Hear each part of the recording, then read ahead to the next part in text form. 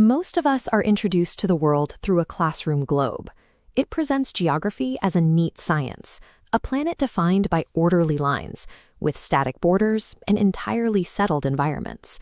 But standard maps often omit the friction and fluid physics that make the world actually function. They mask the specific locations where the terrain ignores the labels we try to give it. In the Faroe Islands, coastal winds can become so intense that they catch falling water mid-air, forcing waterfalls to reverse direction and blast gallons of water straight back up the cliff face. Deep in the Peruvian Amazon, the Shanai Tempishka runs for nearly 4 miles as a thermal river. Its waters reach temperatures up to 200 degrees Fahrenheit, hot enough to instantly cook any animal that falls in.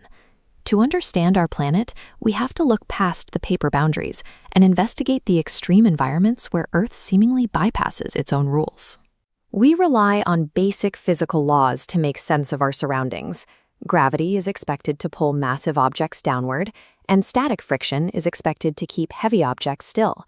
At Ireland's Cliffs of Moher, however, violent Atlantic storm winds hit the rock face with such force that they create a vertical updraft, catching falling water and throwing it back toward the summit.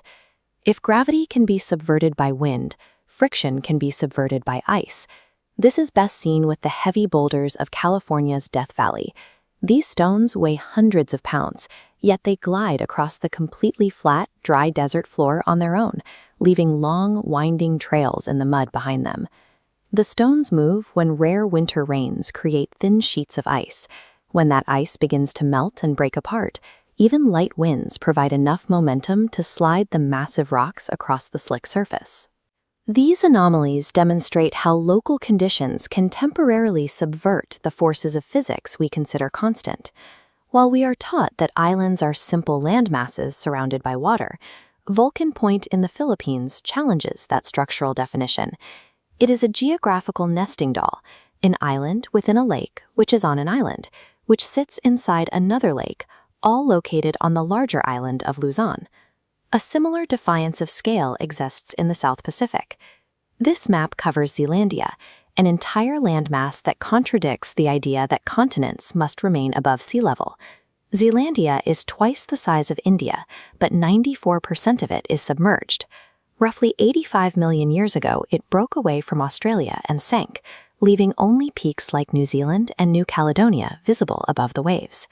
This structural layering extends to the water itself. Underneath the Black Sea, a massive river flows along the seafloor, complete with its own waterfalls and riverbanks.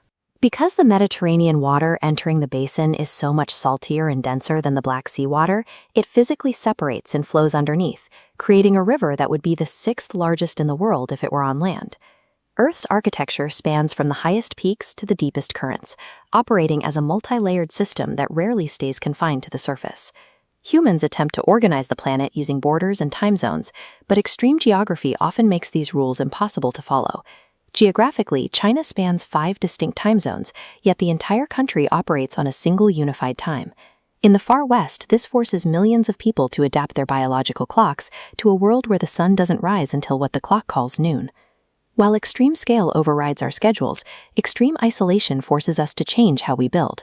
In Whittier, Alaska, the terrain dictated a singular architectural solution.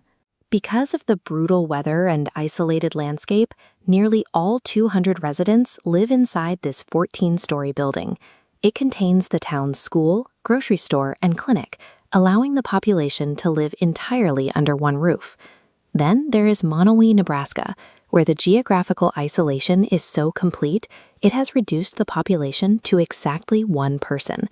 Elsie Eiler is the only resident. To keep the municipality legally functioning, she serves as her own mayor, signs her own liquor license as the town bartender, and manages the local library. Human systems like borders and time zones are ultimately fragile constructs that must bow to the realities of the terrain. A classroom globe provides a sense of order, but it cannot capture the fluid reality of the planet we inhabit. Earth is a restless canvas, shaped by tectonic and climatic forces that do not adhere to human categorization. The bizarre geographical anomalies we find so surprising are actually evidence of the planet operating exactly as it always has. Look past the neat colored countries on your desk. You're living on a wild planet that is far more complex than any map can capture.